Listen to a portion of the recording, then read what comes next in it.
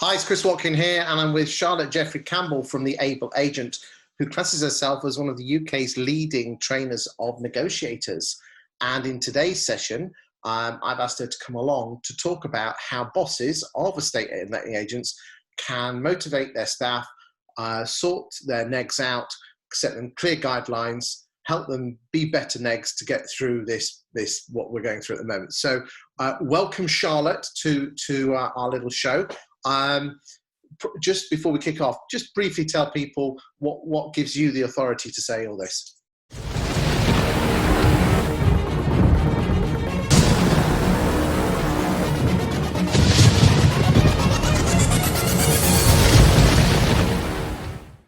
I suppose my main background is estate agency and letting. So I've been there, done it. I started work in '94, so we were still suffering then from the fallout of the crash in '87. So I've worked through really difficult times in agency. I worked through the 2007 peak as well. And over the last 7 or 8 years, I've been working as a trainer, working with agents. But more than just training, it's consultancy. I work very closely with a handful of really key clients. And what do you think bosses, I know you're talking to an awful lot of clients out there, what are they feeling at the moment? I suppose a lot of it, understandably, is anxiety, but I think there's a real feeling of, right, let's get a plan together, let's think about what we're doing, let's get ourselves organised. And I think there is still a positivity in the market about what will happen next. I mean, I suppose the uncertainty is we don't know how long this is going to last, but we do know that people will need to move. People still have needs. So I suppose it's really understanding how they can put structure in place to plan ahead. And I think there's huge opportunity at the moment of getting their staff supported, giving them more knowledge and expertise to come out of this phase with a really strong team who understand, I guess, a bit more about what the bad times are like, because I don't think agents in recent years have understood the bad times as well. And you need to know that to be a good neg, I think. I mean, there's a lot of firms that have been through the bad times in 07, 08. In fact, I know agents that went through the real bad one in 87, which they say was even worse. Do you think bosses have got their heads in the sand, some of them, about this? Heads in the sand. I don't know that it's heads in the sand. I would probably say a little bit more headless chicken than heads in the sand, because it's that scenario at the moment that we're working a little bit blind, aren't we? And I think there'll be a little bit of headless chicken, a little bit of panic over the next couple of weeks, but I've got a feeling that we'll end up settling into a new normal, which is always the way in this sort of scenario. And the new normal is something that we need to build towards over the next couple of weeks, because this is going to be a longer stint. Hopefully not, but it will be. So we'll be a little bit crazy at the moment, I imagine, but I think then it'll settle down into a new normal. Okay, there's plenty of people out there that are talking about making sure that your CRM system is accessible from home. Yeah. People are buying mobile phones and laptops. So let's not go over stuff that people have already done. Yeah. Let's look at actually practical stuff bosses can be doing. I mean, again, let's go on the emotional side. What's it like to work from home? I know I worked from home for about 4 or 5 years, and you have as well. Yeah. And what's that one like? I think it's a skill that you have to learn, because it's one of those things that when you first start working from home, if you're a dedicated and conscientious person, there's quite a lot of guilt about what you should be doing, and you feel guilty if you go and put a wash on, you feel guilty if you have a cup of tea, and I think most people are really keen to do their best. So I suppose it's almost giving the negotiators, look, you can put a wash on, you can make a cup of tea. If you don't start till 10, but you finish at 7, that's absolutely fine. There'll be certain parts of your day that need to be structured, that we need to all be speaking to each other as a team on our Zoom calls or whatever. But there'll be other parts of the day where you're going to have other pressures. I mean, I've got 5 kids. So, I've got to have a system in place. And there will be times when they're knocking me on the shoulder and saying, I'm hungry, can I have a biscuit or whatever. So I suppose it's giving them permission to be flexible, but as a business owner, really understanding how to then monitor that and how to assess what they've achieved during the day, because you have to allow people working from home flexibility. It's really, really important. And I would have said, as a rule, most staff will be really keen to do their job as well as they can, because ultimately they're going to have to protect themselves for the future as well, aren't they? So it's a realism that they've got to enter into. Okay, so what practical things, I know you've produced a video, but let's go through the main salient points of that. What are you advising bosses to do on a day? Well, fire away. What did you do in the video? I suppose from a negotiator's point of view, it's actually setting your stall out. So, right, when are you starting work? What's your start time? How are you going to let your family know that you're working and when you are and aren't working? So we said one of the suggestions was, if I'm in the office or I'm in the lounge or I'm in the kitchen or whatever and the door's closed, it's because I'm on the phone, I can't be interrupted. And I would imagine that the best solution to that would be give yourself bite-sized chunks of time where you know you can do that. Understanding what your role is. So what are the bits that when you work from home you haven't got easy access to? There's certain files that you might not have, or there might be certain information you don't have access to. So you need to plan ahead now and think about what might I be missing. So on your day, you've got everything you need to do. You mentioned the CRM systems there. Again, there's elements in the reporting system of a CRM that I'm not sure some of the negotiators understand as well as the managers, but they will need to have access to that sort of information to be productive during this period.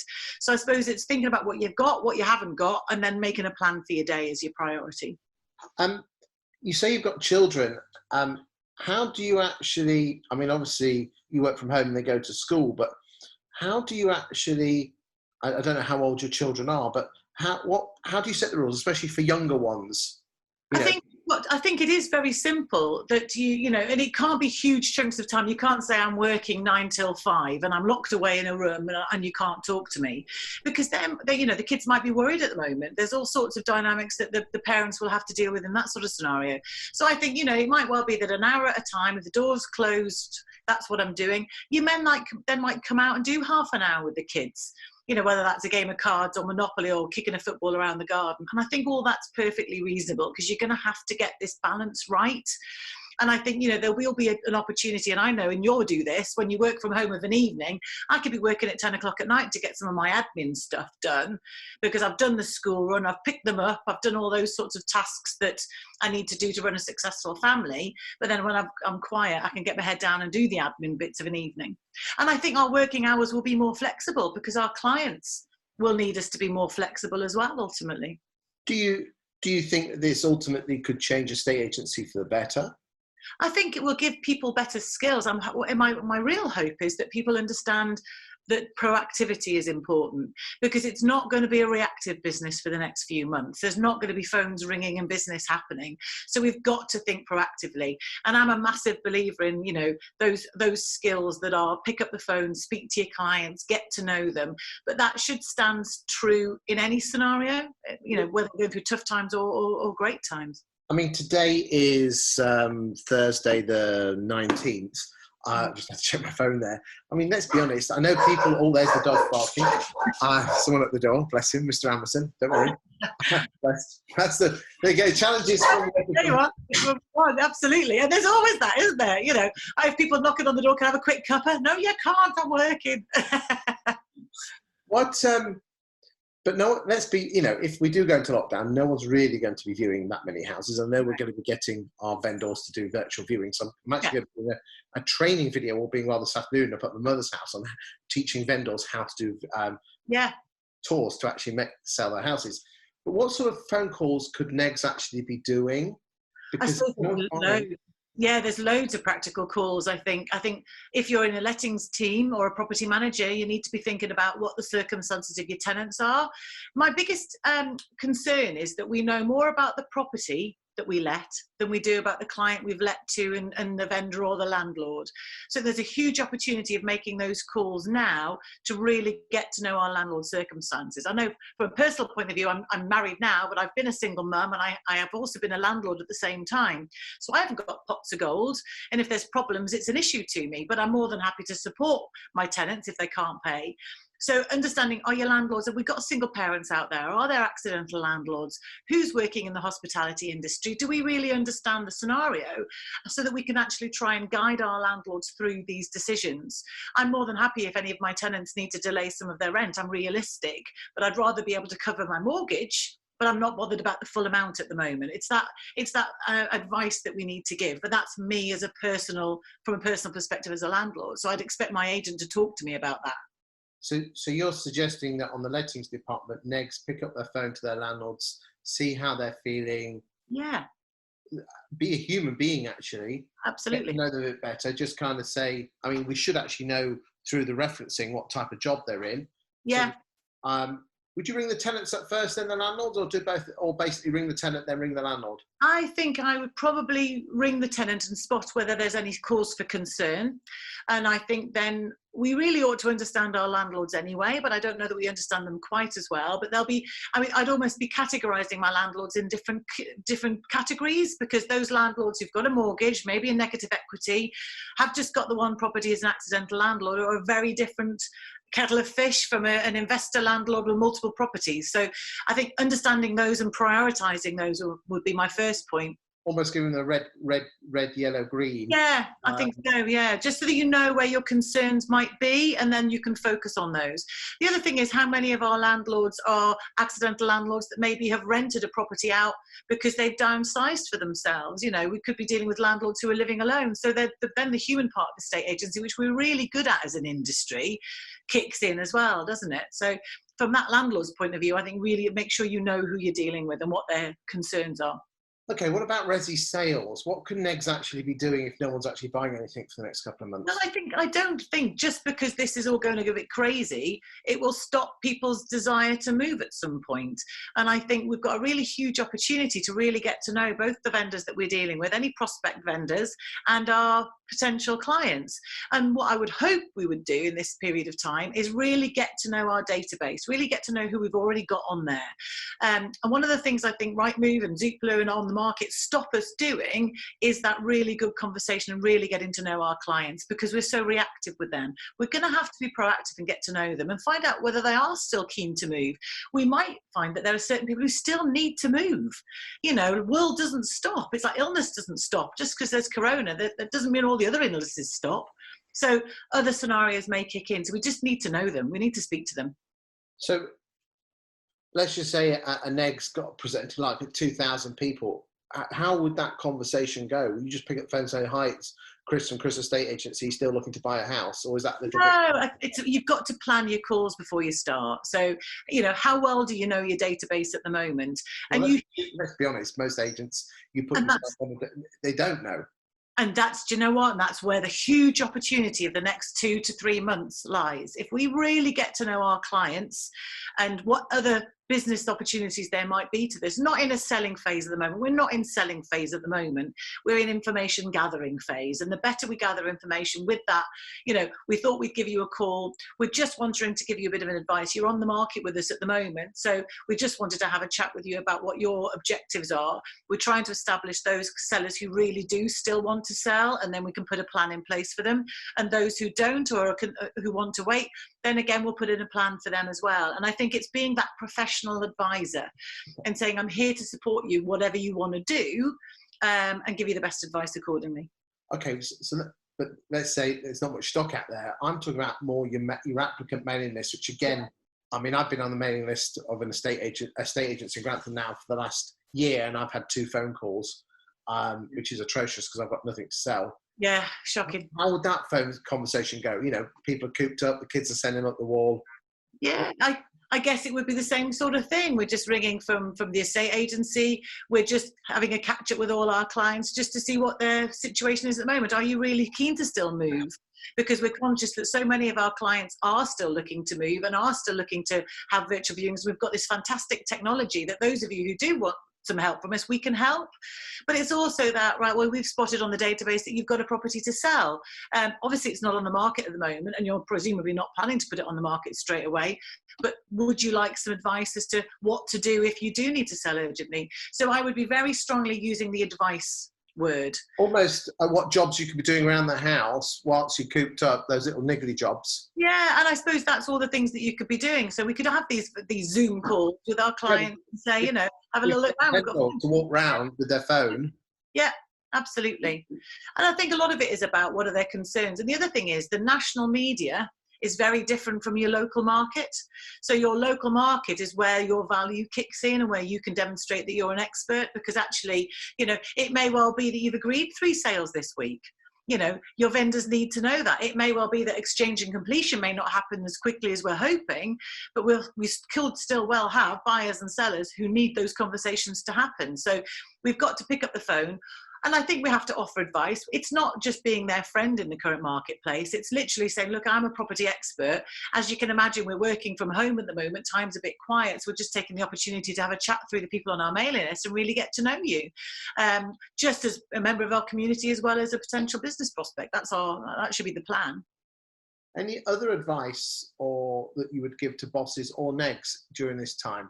I think a lot of it is about planning. I think it really is planning and monitoring, because, you know, if you're used to working and having your colleague next to you and just picking their brains every 5 minutes, then that will feel very weird. And if you're relatively new to the industry, you might be quite nervous that you haven't got the knowledge that you need to do your job well. You might feel a little bit lost.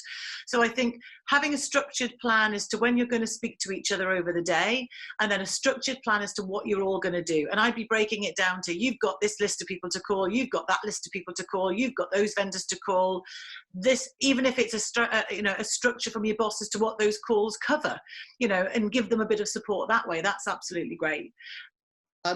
What do you actually do for agents? Because I'm unlike most suppliers who are finding a dip in their work, yours has gone up. What do you do for agents? Well, at the moment, we're an online learning platform. So we're in a fantastic position to say to people, look, if you actually have a team member who's a bit concerned, that doesn't have confidence, one of the things we have is a fantastic glossary of terms. So if there's language that you don't understand, or you're sitting there thinking, well, I don't know how to make these calls, what do I say? We've got film footage, we've got ebooks, we've got quizzes, we've got all that sort of stuff that helps you practically at the moment. But I also think we are getting calls from people who are thinking, well, actually, I might get as well sit and study, because I can listen to podcasts and Zoom calls and I can find out information there, but I can also follow a program. And at the end of this program, I might find myself in a more qualified position. And if people want to start studying to be qualified in the future, my gut reaction is that will put them in a position of strength moving forward, not only because of the swear word of ROPA coming in, but also, you know, if businesses are struggling, they're going to be looking for the better quality staff. I mean, let's be frank, some staff are going to be let go in this. There's no two ways about it. What would you say to any neg hasn't been pulling their weight recently? Well, my first thing would be, is this the industry you want to be in? You know, if you're not pulling your weight up until now, why is that? You know, is it because it's not something that you enjoy? I think, you know, did you get into the estate agency because you watched Homes Under the Hammer and thought we were all showing people around and having a lovely time? And it really isn't that as a business. To be really good at it, you have to be fearless on the phones, you have to be proactive, you have to network, you have to be really good at talking to people. And that would be my first thing. Is it really for you, this industry? My second thing would be, you know, if you feel like you're not getting supported by your employer, I'm not blaming employers, but not all employers look at training as a key focus. If you're not, think about what learning you can do for yourself. Put yourself in the strongest possible position moving forward. And we know that ROPA will come. It might be fast forwarded because of all the drama in the environment at the moment, or it might be, you know, held back for ages. We don't know. But the gut reaction is that something will happen with that. We will be regulated. So get prepared. Take your time now. We've got the time now that we've always wished we had. You know, there's time to learn. There's time to be proactive. All of that. How do people get in contact with you, Charlotte? Well, my best way to get us is the website, which is theableagent.co.uk, or you can email me direct at charlotte@theableagent.co.uk. I'm on LinkedIn. Feel free to connect. More than happy to help. And we're doing free trials and we're doing free content. We're here to support during this period of time. But learning is a huge opportunity for people at the moment. Well, thank you for your time today. If anyone's got any questions of Charlotte, either send them to Charlotte direct, she's on LinkedIn, or you can send them to me. And if the demand is there, we will do almost weekly sessions or whatever sessions we want to get the word out there. Charlotte, thank you for your time today. And I wish you luck, and I wish everyone watching this stay safe, stay strong, and we'll get through this. Thank you. Keep talking. That's the thing. Yeah.